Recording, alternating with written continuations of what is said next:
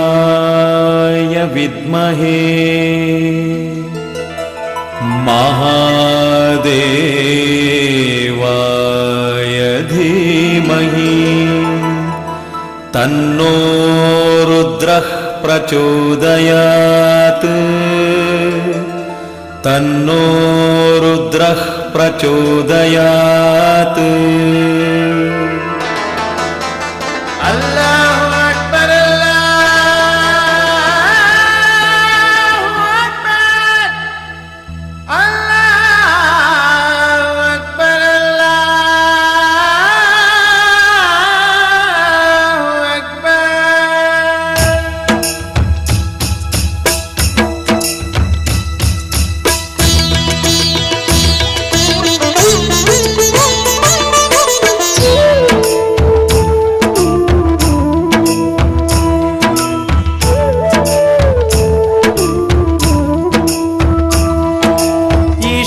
ಅಲ್ಲ ನೀನೇ ಎಲ್ಲ, ನಿನ್ನ ಪದಗಳೇ ತತ್ವದ ಮೂಲ.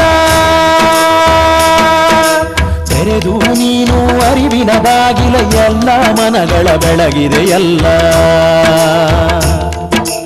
ಈಶ್ವರ ಅಲ್ಲ ನೀನೇ ಎಲ್ಲ, ನಿನ್ನ ಪದಗಳೇ ತತ್ವದ ಮೂಲ. ತೆರೆದು ನೀನು ಅರಿವಿನ ಬಾಗಿಲ, ಎಲ್ಲ ಮನಗಳ ಬೆಳಗಿದೆ ಎಲ್ಲ.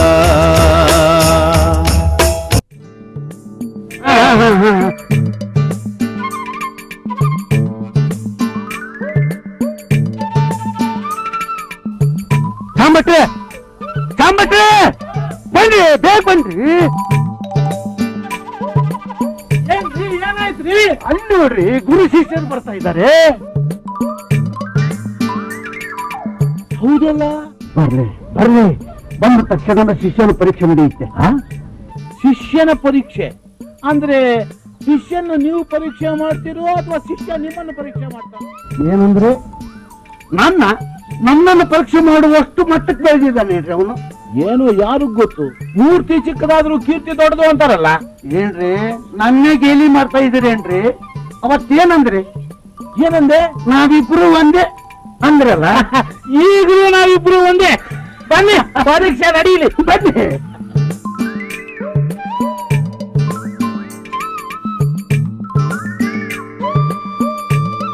ನಮಸ್ಕಾರ ಗೋವಿಂದ ಭಟ್ರಿಗೆ. ನಮಸ್ಕಾರ ಗೋವಿಂದ ಭಟ್ರಿಗೆ. ಇಷ್ಟು ಬೇಗ ಬಂದ್ಬಿಟ್ರಲ್ಲ? ಹೋದ ಕೆಲಸ ಆಯ್ತು, ಬಂದೆ. ಇವನು ತಮ್ಮ ಶಿಷ್ಯನ? ಹೌದು. ತುಂಬಾ ಮುದ್ದಾಗಿದ್ದಾನೆ. ಮುಖದಲ್ಲಿ ಜ್ಞಾನ ತೇಜಸ್ಸು ಎದ್ದು ಕಾಣುತ್ತೆ. ನಮ್ಮ ಮುಖದಂತೆ ಇದ್ರೆ ಇವ್ರು ಕರ್ಕೊಂಡು ಬರ್ತಿದ್ರೇನು? ಅಂದ ಹಾಗೆ ನಿನ್ನ ಕುಲ ಗೋತ್ರ ಏನ್ ಮಗು? ಮಾನವ ಕುಲ, ಮಾನವ ಗೋತ್ರ. ಅದು ನಮಗೂ ಗೊತ್ತು. ಗೊತ್ತಿದ್ದು ಕೇಳೋದು ತಪ್ಪಲ್ವೇ? ಹಾಗಲ್ಲ ಮಗು, ನಾವೆಲ್ಲರೂ ಮಾನವರೇ. ಆದ್ರೆ ಅದರಲ್ಲಿ ಪಂಗಡಗಳು ಅವು ಇವು ಅಂತ ಇರುತ್ತಲ್ಲ. ಅದು ನಾವ್ ಹಾಕೊಂಡಿರೋ ಬೇಲಿ. ಆ ಬೇಲಿನ ದಾಟಿ ಹೊರಗ್ ಬರೋ ಪ್ರಯತ್ನ ನಾವು ಮಾಡ್ಬೇಕು ಅಂತ ನಮ್ ಗುರುಗಳು ಹೇಳಿದ್ರು. ಬೇಲಿ ಅನ್ನೋದು ಇರ್ಬೇಕು ಮಗು. ಈಗ ಹೊಲಕ್ಕೆ ಬೇಲಿ ಇರಲ್ವಾ? ರಾಮ್ ಭಟ್ರೆ, ನಿಮ್ಮ ಮಾತಿನ ಒಳಗುಟ್ಟು ನನ್ಗೆ ಅರ್ಥ ಆಯ್ತು. ನೀವು ಶಾಸ್ತ್ರ, ಸಂಪ್ರದಾಯ, ಆಚಾರ ಮತ್ತು ಜಾತಿ ಅನ್ನೋದನ್ನ ಬೇಲಿ ಅಂತ ಕರಿತಾ ಇದ್ರ. ಈ ಬೇಲಿ ಅನ್ನೋದು ನಾವು ಒಳ್ಳೆಯವರಾಗಿ ಬಾಳೋದಕ್ಕೆ ಸಹಾಯ ಮಾಡಬೇಕೇ ಹೊರತು ಕೂಪ ಮಂಡೂಕತ್ತರ ಬಾಳಬಾರದು. ನಮ್ಮ ಸಂಪ್ರದಾಯಗಳನ್ನು ಆಚರಿಸಬೇಕು, ಹಾಗೆ ಬೇರೆ ಸಂಪ್ರದಾಯಗಳಿಗೂ ಮನ್ನಣೆ ಕೊಡಬೇಕು. ಇಲ್ಲ ಅಂದರೆ ಈ ಆಚಾರ ವಿಚಾರಗಳು ನಮ್ಮನ್ನೇ ನುಂಗಿಬಿಡುತ್ತೆ. ಬೇಲಿನೇ ಎದ್ದು ಹೊಲ ಮೇದಾಗಿರುತ್ತೆ. ಹಾಗಾದ್ರೆ ಬೇಲಿ ಇರಬಾರ್ದ? ಬೇಲಿ ಇರಬೇಕು, ಆದರೆ ಒಳ್ಳೆದಕ್ಕೂ ಕೆಟ್ಟದಕ್ಕೂ ನಡುವೆ ಮಾತ್ರ ಬೇಲಿ ಇರಬೇಕು. ನಿಜ ಬಿಡಿ. ಆದ್ರೂ ಈ ಹುಡುಗ ಯಾವ ಧರ್ಮದವನು ಅಂತ ಆದ್ರೂ ತಿಳ್ಕೋಬೇಕಲ್ಲ. ಮಗು, ನಿನ್ನ ಧರ್ಮ ಯಾವುದು ಅಂತ ನೀನೇ ಹೇಳು. ನನ್ನದು ಸುಧರ್ಮ. ಅಂದ್ರೆ ಯಾವ ಯಾವ ಧರ್ಮಗಳಲ್ಲಿ ಒಳ್ಳೆಯದು ಇದೆಯೋ ಅದೆಲ್ಲ ಸೇರಿದ ಧರ್ಮ. ರಾಮ್ ಭಟ್ರೆ, ಇವನು ಪಿಂಡ ಅಲ್ಲ, ಬ್ರಹ್ಮಾಂಡ. ಅಂದ ಹಾಗೆ ನಿನ್ನ ಹೆಸರೇನು ಮಗು? ಶರೀಫಾ? ನಾನ್ ನನ್ನ ಹೆಸರು ಶರೀಫಾ ಅಂತ ಹೇಳಿದ್ನೆ ಹೊರತು ನಿಮ್ಮನ್ನ ಶರೀಫಾ ಅಂತ ಹೇಳಿಲ್ವಲ್ಲ. ಶರೀಫಾ, ನಿನ್ನ ಹೆಸರು ಕೇಳಿ ಅವರು ದೂರ ಸರಿದು ನಿಂತಿದ್ದಾರೆ. ಇದೇ ತರ ಜಾತಿ ಭೇದದಿಂದ, ಅನಾಚಾರದಿಂದ, ಸ್ವಾರ್ಥದಿಂದ, ಆಸೆಗಳಿಂದ ದೂರ ಸರಿದವರೇ ಮಾನವತ್ವದ ಮಹತ್ವಕ್ಕೆ ಮನ್ನಣೆ ನೀಡ್ತಾರೆ. ಬಾ ಹೋಗೋಣ. ಶಾಬ್ ಭಟ್ರೆ, ಆ ಮಗುವಿನ ಹೆಸರು ಶರೀಫಾ ಅಂತೆ. ಅಂದ್ರೆ ಅವನು ನಮ್ಮ ಧರ್ಮದವನಲ್ಲ. ಇವನ್ನ ತನ್ನ ಶಿಷ್ಯನನ್ನಾಗಿ ಕರ್ಕೊಂಡ್ ಬಂದಿದ್ದಾನಲ್ಲ ಗೋವಿಂದ ಭಟ್ಟ, ಅವನಿಗೇನಾದ್ರೂ ಬುದ್ಧಿ ಇದೆಯೇನ್ರಿ? ಖಂಡಿತವಾಗಿ ಅವರಿಗೆ ಬುದ್ಧಿ ಇಲ್ಲ. ಅದ್ಯಾಕ್ರಿ ಬುದ್ಧಿ ಇಲ್ಲ ಅಂತ ಒಟ್ಟು ಹೇಳ್ತಾ ಇದ್ದೀರಿ? ಹೌದ್ರಿ, ಅವರಿಗೆ ಬುದ್ಧಿ ಇಲ್ಲ. ಅಂದ್ರೆ ಜ್ಞಾನ ಇದೆ. ಜ್ಞಾನ ಈ ತರ ಮಾಡೋದಕ್ಕೆ ಜ್ಞಾನ ಅಂತಾರೆ ಏನ್ರಿ? ಅಲ್ರಿ, ಜ್ಞಾನವಂತರನ್ನ ಧರ್ಮಾತೀತರು, ಮತಾತೀತರು, ಭಾಷಾತೀತರು, ಭಾವಾತೀತರು ಅಂತ ಹೇಳ್ತಾರೆ. ಯಾರಿಗೆ ಹೇಳಿದ್ದು? ಯಾವನ್ರಿ ಹೇಳಿದ್ದು?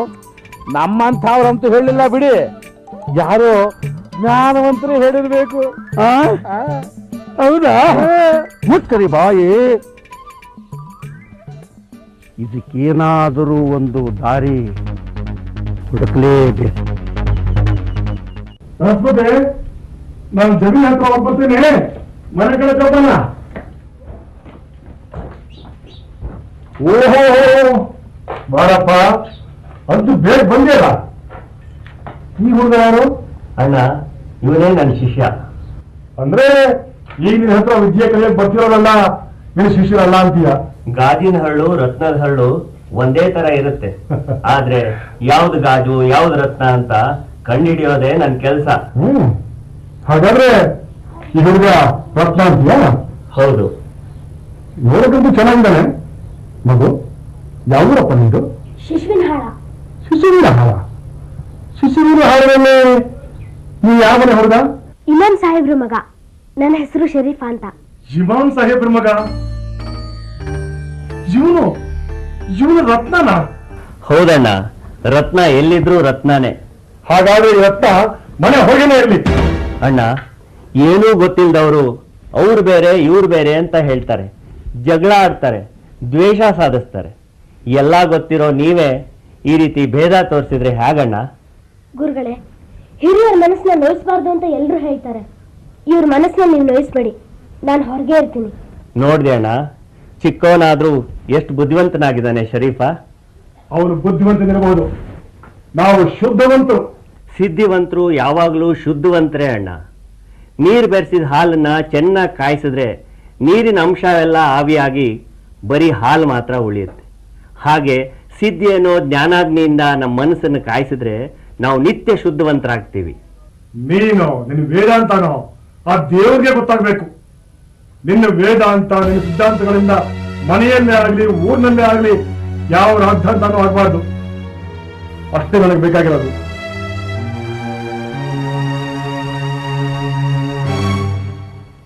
ಶರೀಫಾ, ನಿನ್ನ ಊರು ಯಾವುದು ಮಗು? ಈ ಪ್ರಪಂಚವೇ ಒಂದು ಊರು, ಆ ಊರಿನವನು ನಾನು. ನಿನ್ನ ಹೆಸರು? ಈ ಜನ್ಮದಲ್ಲಿ ಶರೀಫಾ. ಮತ್ತೆ ಅಣ್ಣವ್ರು ಕೇಳಿದಾಗ ನಮ್ಮೂರು ಶಿಶುವಿನಹಾಳ, ಹೆಸರು ಶರೀಫಾ ಅಂತ ಹೇಳ್ದೆ. ದೊಡ್ಡವರೆದುರಿಗೆ ವಿನಯದಿಂದ ನಡ್ಕೋಬೇಕು. ಅದು ಅಲ್ಲದೆ ಅವರು ಲೌಕಿಕವಾದ ಪ್ರಶ್ನೆ ಕೇಳಿದ್ರು, ಅದಕ್ಕೆ ಆ ರೀತಿ ಹೇಳಿದೆ. ಮತ್ತೆ ರಾಮ್ ಭಟ್ರು ಕೇಳಿದಾಗ ಆ ರೀತಿ ಹೇಳ್ದೆ, ಅವರು ದೊಡ್ಡವರಲ್ವೇ? ವಯಸ್ಸಿನಿಂದ ಹಿರಿಯರಾದವರಿಗೂ ಜ್ಞಾನದಿಂದ ಹಿರಿಯರಾದವರಿಗೂ ವ್ಯತ್ಯಾಸ ಇದೆಯಲ್ಲ ಗುರುಗಳೇ? ಭಲೆ ಶರೀಫಾ, ಭಲೆ. ಬಾ ಹೋಗೋಣ. ಸರಸ್ವತಿ ನಮಸ್ತುಭ್ಯಂ ವರದೆ ಕಾಮರೂಪಿಣಿ ವಿದ್ಯಾರಂಭಂ ಕರಿಷ್ಯಾಮಿ ಸಿದ್ಧಿರ್ಭವತು ಮೇ ಸದಾ. ಗುರು ಬ್ರಹ್ಮ ಗುರುರ್ವಿಷ್ಣು ಗುರುರ್ದೇವೋ ಮಹೇಶ್ವರ ಗುರು ಸಾಕ್ಷಾತ್ ಪರಬ್ರಹ್ಮ ತಸ್ಮೈ ಶ್ರೀ ಗುರವೇ ನಮಃ. ಸದ್ವಿದ್ಯಾ ಪ್ರಾಪ್ತಿರಸ್ತು. ಎಲ್ಲ ಕೂತ್ಕೊಳ್ಳಿ. ಇವನು ಈ ಶಾಲೆಗೆ ಹೊಸದಾಗಿ ಸೇರಲು ಬಂದಿರೋ ನನ್ನ ಶಿಷ್ಯ. ಇವನು ನಿಮ್ಮೆಲ್ಲರ ಸ್ನೇಹಿತ, ನಿಮ್ ಸಹಪಾಠಿ, ಇವನ್ ಹೆಸರು ಶರೀಫಾ. ಶರೀಫಾ, ನೀನ್ ಅವ್ರ ಜೊತೆ ಹೋಗಿ ಕೂತ್ಕೋ.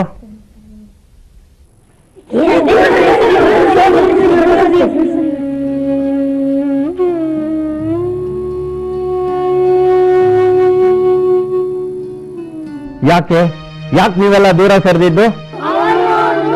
ಅವನು ಇವನು, ಅವರು ಇವರು ಅನ್ನೋ ಪದಗಳಿಗಿಲ್ದೇ ಇರೋ ವ್ಯತ್ಯಾಸ ನಮ್ಮಲ್ಲಿ ಯಾಕಿರ್ಬೇಕು?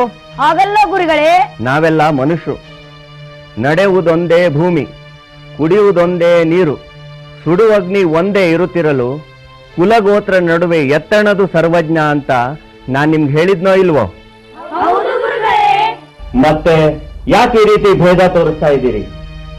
ಓದೋದು ಕೇವಲ ವಿಷಯಗಳನ್ನು ತಿಳ್ಕೊಳ್ಳೋದಕ್ಕಲ್ಲ, ತಿಳಿದಿದ್ದನ್ನ ಜೀವನದಲ್ಲಿ ಅಳವಡಿಸ್ಕೋಬೇಕು. ಆಗ್ಲೇ ನಾವು ಕಲಿತ ವಿದ್ಯೆ ಸಾರ್ಥಕ ಆಗೋದು. ಅಡ್ಗೆ ಮಾಡಿದ ತಕ್ಷಣ ಹಸಿವು ತಿರೋಲ್ಲ, ಊಟ ಕೂಡ ಮಾಡಬೇಕು.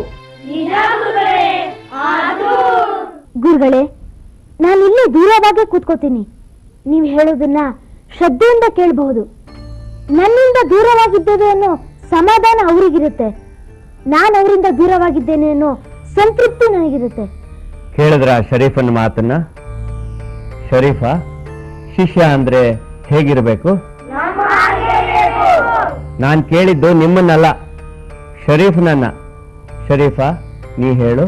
ಕಣ್ಣಲ್ಲಿ ಗುರುವಿನ ರೂಪ, ಕಿವಿಯಲ್ಲಿ ಗುರುವಿನ ಉಪದೇಶ, ಮನಸ್ಸಿನಲ್ಲಿ ಗುರುವಿನ ಧ್ಯಾನ, ಈ ಮೂರನ್ನು ಬಿಟ್ಟು ಬೇರೆ ಯಾವುದನ್ನು ಚಿಂತಿಸದೇ ಇರುವವನೇ ನಿಜವಾದ ಶಿಷ್ಯ. ಗುರು ಅಂದ್ರೆ ಯಾರು? ಶರೀಫಾ, ಗುರುಗಳೇ, ಬೆಟ್ಟದಷ್ಟು ಕರ್ಪೂರ ಹಚ್ಚಿದರೂ ಬೂದೆ ಹೇಗೆ ಉಳಿಯುವುದಿಲ್ಲವೋ ಹಾಗೆ ತನ್ನನ್ನು ನಂಬಿದ ಶಿಷ್ಯರ ಸಂಸಾರ ವಾಸನೆಗಳನ್ನೆಲ್ಲ ಯಾರು ಸುಟ್ಟು ಹಾಕುತ್ತಾರೋ ಅವರೇ ಗುರುಗಳು. ಕೇಳಿದ್ರ? ಗುರುಸ್ಥಾನ ಎಂಥ ಮಹತ್ವದ್ದು. ಅಂಥ ಗುರುಗಳ ಹತ್ರ ಈ ರೀತಿ ಜಾತಿ, ಮತ, ಕುಲ, ಧರ್ಮ ಅನ್ನೋ ಭೇದ ತೋರಿಸೋದು ಒಳ್ಳೇದಲ್ಲ. ಗುರುವಿಗೆ ಬೇಕಾದ್ದು ವಿದ್ಯೆ ಕಲಿಯೋದ್ರಲ್ಲಿ ನಿಮ್ ಶ್ರದ್ಧೆ. ಆದ್ರಿಂದ ಇದೆಲ್ಲ ಬಿಟ್ಟು ಎಲ್ಲರೂ ಒಟ್ಟಾಗಿ ಕಲಿತು ಬಾಳಬೇಕು. ಅನಾವಶ್ಯಕವಾದ ಭೀತಿ ಹುಟ್ಟಿಸೋ ಈ ಜಾತಿ ಅನ್ನೋ ಭೂತನ ಹೊರದೂಡಿಸಿ. ಇದೇ ನಿಮ್ಗೆ ಈ ದಿನ ನಾನು ಹೇಳೋ ಪಾಠ, ನಾ ಹೇಳೋ ಉಪದೇಶ. ಏನ್ ಅರ್ಥವಾಯ್ತು ಹೇಳಿ?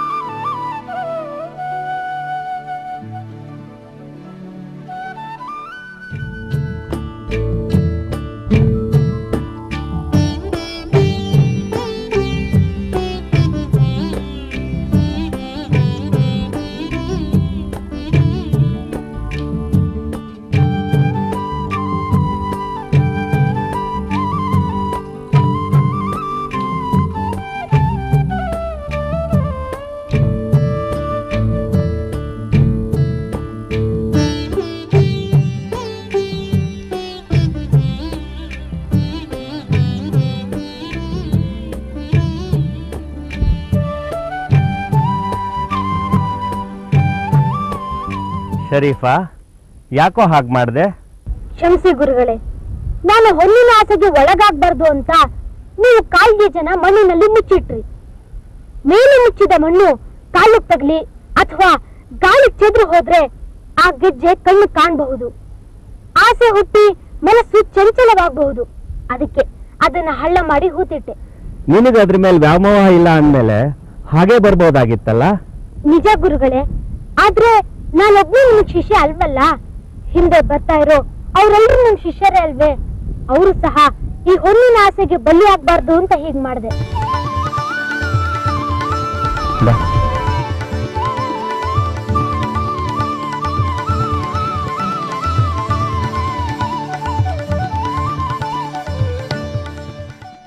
ಇದು ಶ್ರೀನಿವಾಸನ್ ಪಾಟಿ. 9ರಲ್ಲಿ 3 ಹೋದ್ರೆ 1. ನಿನ್ ಜೀವನದಲ್ಲಿ ಎಲ್ಲಾನು ಕಮ್ಮಿನೇ. ಇದು ಕೃಷ್ಣನ್ ಪಾಟಿ. 9ರಲ್ಲಿ 3 ಹೋದ್ರೆ 7. ನಿನ್ ಜೀವನದಲ್ಲಿ ಏಳ್ಗೆನೇ ಇಲ್ಲ. 7 ವ್ಯಸನಗಳು ನಿನ್ನನ್ನು ಸದಾ ಕಾಡ್ತಾನೆ ಇರುತ್ತೆ. ಇದು ಶಂಕರನ್ ಪಾಟಿ. 9ರಲ್ಲಿ 3 ಹೋದ್ರೆ 6. ನಿನ್ ಲೆಕ್ಕಾಚಾರ ಸರಿಯಾಗಿದೆ, ಆದ್ರೆ ನೀನು ಪ್ರಾಪಂಚಿಕ ಸುಖದಲ್ಲೇ ಕಾಲ ಕಳಿತೀಯ ಹೊರತು ಪಾರಮಾರ್ಥಿಕ ಜೀವನ ನಡೆಸೋಲ್ಲ.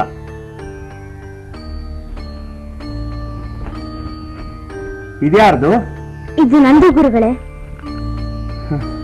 9ರಲ್ಲಿ 3 ಹೋದ್ರೆ 0. ಆಹಾ, ಈ ಲೆಕ್ಕ ಸರಿಯಾಗಿದೆ. ಇದು ತಪ್ಪಲ್ವೇ ಗುರುಗಳೇ? 9ರಲ್ಲಿ 3 ಹೋದ್ರೆ 6, 0 ಅಲ್ಲ. ಶಂಕರ, ನಿನ್ ಲೆಕ್ಕಾಚಾರ ಸರಿಯಾಗಿದೆ ಅಂತ ನಾನು ಹೇಳಿದ್ನಲ್ಲ. ಮತ್ತೆ ಇವನ್ ಲೆಕ್ಕ ಕೂಡ ಸರಿಯಾಗಿದೆ ಅಂತ ಹೇಳ್ತಿದ್ದೀರಲ್ಲ. ಓಹೋ, ಅದಾ ನಿನ್ ಪ್ರಶ್ನೆ? ಶರೀಫಾ, 9ರಲ್ಲಿ 3 ಹೋದ್ರೆ 6 ಅಲ್ವೇನೋ? ಹೌದು ಗುರುಗಳೇ. ಮತ್ತೆ 0 ಅಂತ ಬರ್ದಿದೆಯಲ್ಲ, ಇದು ತಪ್ಪಲ್ವೇ? ಕ್ಷಮಿಸಿ ಗುರುಗಳೇ, ನಾನು ಈ ಲೋಕದ ಲೆಕ್ಕ ಕಲಿಬೇಕು ಅಂತ ಬಂದಿಲ್ಲ. ನಿಮ್ಮಿಂದ, ನಿಮ್ಮ ಸೇವೆಯಿಂದ ಆ ಲೋಕದ ಲೆಕ್ಕ ಕಲಿಬೇಕು ಅಂತ ಬಂದಿದ್ದೀನಿ. ಯಾವ ಲೋಕವಾದ್ರೂ ಲೆಕ್ಕ ಲೆಕ್ಕನೇ. ಶರೀಫಾ, ನಿನ್ ಲೆಕ್ಕ ಹೇಗ್ ಸರಿಯಾಗಿದೆ ಅಂತ ಹೇಳ್ತೀಯಾ? ಗುರುಗಳೇ, ಕಾಮ, ಕ್ರೋಧ, ಲೋಭ, ಮೋಹ, ಮದ, ಮತ್ಸರಗಳು 6, ಹೆಣ್ಣು, ಹೊನ್ನು, ಮಣ್ಣು 3, ಇವೆರಡೂ ಸೇರಿದ್ರೆ 9. ಈ 9ರಲ್ಲಿ ಹೆಣ್ಣು, ಹೊನ್ನು, ಮಣ್ಣು ಅನ್ನೋ 3 ಹೋದ್ರೆ ಉಳಿಯೋದು 0ನೇ ಅಲ್ವೇ ಗುರುಗಳೇ? ಅದು ಹೇಗಪ್ಪ? ಕಾಮ, ಕ್ರೋಧ, ಲೋಭ, ಮೋಹ, ಮದ, ಮತ್ಸರ ಅನ್ನೋ 6 ಉಳಿಯುತ್ತವಲ್ಲ? ಗುರುಗಳೇ, ಹೆಣ್ಣು, ಹೊನ್ನು, ಮಣ್ಣು ಅನ್ನೋ 3ರ ಆಸೆಯಿಂದಲೇ ಆ 6 ಹುಟ್ಟುತ್ತೆ. ಈ 3 ಆಸೆ ಹೋದ್ಮೇಲೆ ಅದು ಅಳಿಸಿ ಹೋಗುತ್ತೆ ಅಲ್ವೇ ಗುರುಗಳೇ? ಶರೀಫಾ, ಇಷ್ಟು ದೊಡ್ಡ ವಿಷಯ ನಿನಗೆ ಹೇಗೆ ಗೊತ್ತು? ನಮ್ಮ ಹಿರೇಮಠದ ಸಿದ್ದರಾಮಯ್ಯ ಗುರುಗಳು ಸಿದ್ದೇಶ್ವರ ವಚನಗಳನ್ನು ಹೇಳಿದ್ರು. ಅವ್ರು ಯಾವ ವಚನಗಳನ್ನು ಹೇಳಿದ್ರು? ಕಣ್ಣಿನಲ್ಲಿ ಕಾಮ, ಮನದಲ್ಲಿ ಕ್ರೋಧ, ಪ್ರಾಣದಲ್ಲಿ ಲೋಭ, ಬುದ್ಧಿಯಲ್ಲಿ ಮದ, ವಿವೇಕದಲ್ಲಿ ಮತ್ಸರ, ಅರಿವಿನಲ್ಲಿ ಮಾಯೆ, ಉಳ್ಳನ್ನಕ್ಕರ ಎಂತು ಭಕ್ತನೆಂದೆ ಅಂತ ಒಂದು ವಚನ. ಹೆಣ್ಣ ಬಿಟ್ಟೆ, ಮಣ್ಣ ಬಿಟ್ಟೆ, ಹೊನ್ನ ಬಿಟ್ಟೆನೆಂದು ಜಗದ ಕಲ್ಲ ಕಟ್ಟಿ ಮೆರೆವ ಕಣ್ಣ ಬೇನೆಯ ಬಣ್ಣದ ಅನ್ನಗಳು ನೀವು ಕೇಳಿಭೋ.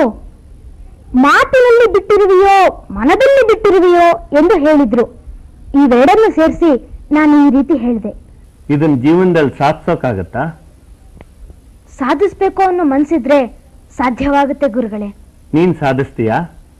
ನಿಮ್ಮ ಆಶೀರ್ವಾದ, ಮಾರ್ಗದರ್ಶನ ಎರಡೂ ಇದ್ರೆ ಸಾಧಿಸ್ತೀನಿ ಗುರುಗಳೇ.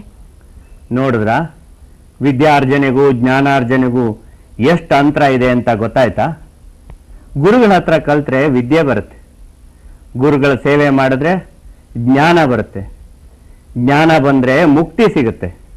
ಇದ್ರ ಬಗ್ಗೆ ಪುರಂದರದಾಸರು ಹಾಡಿನ ರೂಪದಲ್ಲಿ ಬಹು ಸೊಗಸಾಗಿ ಹಾಡಿದ್ದಾರೆ. ಅದೇನು ಹೇಳಿ ಗುರುಗಳೇ?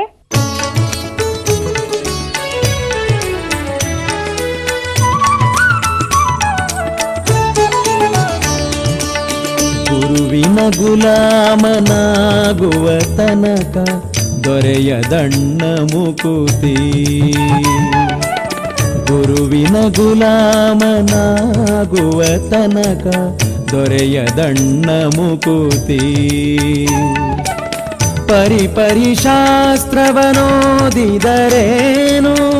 ವ್ಯರ್ಥವಾಯಿತು ಭಕುತಿ. ಗುರುವಿನ ಗುಲಾಮನಾಗುವ ತನಕ ದೊರೆಯದಣ್ಣ ಮುಕುತಿ.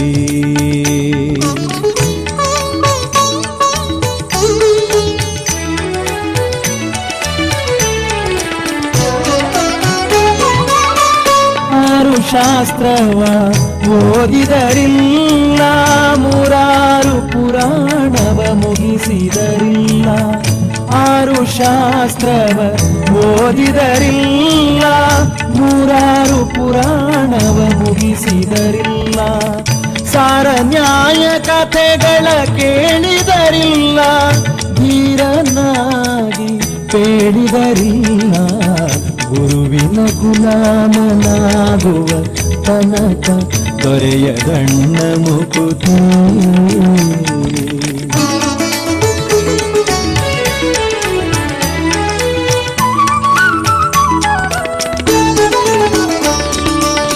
ಕೊರಳೊಳು ಮಾಲೆ ಧರಿಸಿದರಿಲ್ಲ, ಬೆರಳೊಳು ಜಪಮಣಿ ಎಣಿಸಿದರಿಲ್ಲ.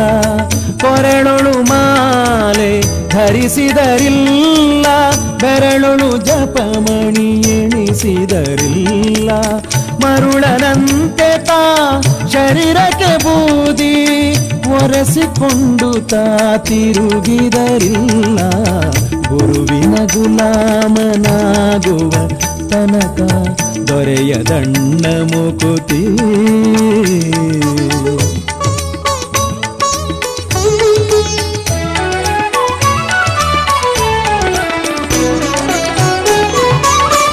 ನಾರಿಯ ಭೋಗ ಅಳಿಸಿದರಿಲ್ಲ, ಶಾರೀರಕ ಸುಖವ ಬಿಡಿಸಿದರಿಲ್ಲ. ನಾರಿಯ ಭೋಗ ಅಳಿಸಿದರಿಲ್ಲ, ಶಾರೀರಕ ಸುಖವ ಬಿಡಿಸಿದರಿಲ್ಲ.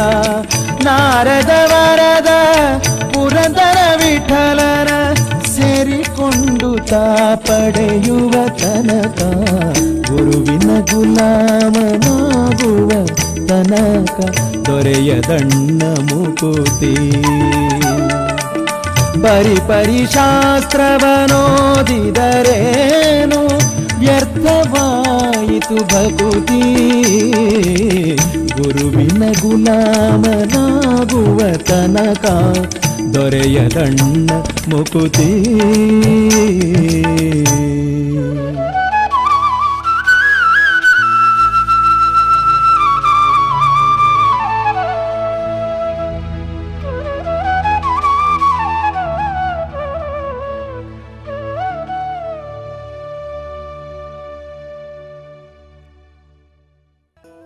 ಈಶ್ವರ ಅಲ್ಲ ನೀನೇ ಎಲ್ಲ, ನಿನ್ನ ಪದಗಳೇ ತತ್ವದ ಮೂಲ. ತೆರೆದು ನೀನು ಅರಿವಿನ ಬಾಗಿಲ, ಎಲ್ಲ ಮನಗಳ ಬೆಳಗಿದೆ ಎಲ್ಲ.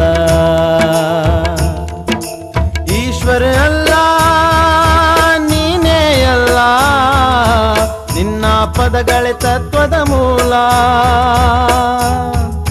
ತೆರೆದು ನೀನು ಅರಿವಿನ ಬಾಗಿಲ, ಎಲ್ಲ ಮನಗಳ ಬೆಳಗಿದೆಯಲ್ಲ. ಓಂ ನಮಃ ಶಿವಾಯ ಅಲ್ಲಾಹು ಅಕ್ಬರ್, ಓಂ ನಮಃ ಶಿವಾಯ ಅಲ್ಲಾಹು ಅಕ್ಬರ್, ಓಂ ನಮಃ ಶಿವಾಯ ಅಲ್ಲಾಹು ಅಕ್ಬರ್, ಓಂ ನಮಃ ಶಿವಾಯ ಅಲ್ಲಾಹು ಅಕ್ಬರ್.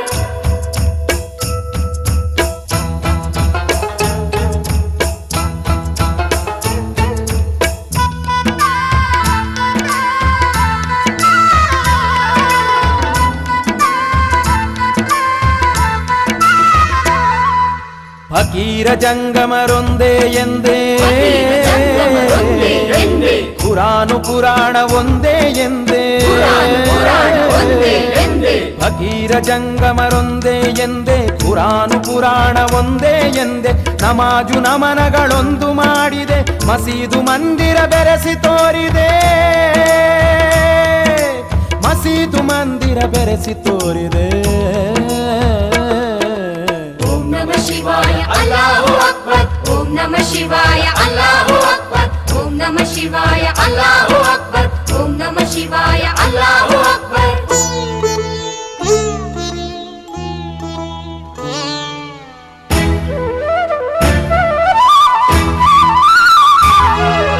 ಖಾದಿರಲಿಂಗನ ವರ ಸಂಜಾತ,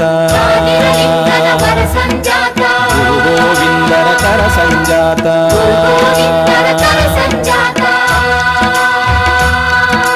ಖಾದಿರಲಿಂಗನ ವರ ಸಂಜಾತ, ಗುರು ಗೋವಿಂದರ ಕರ ಸಂಜಾತ.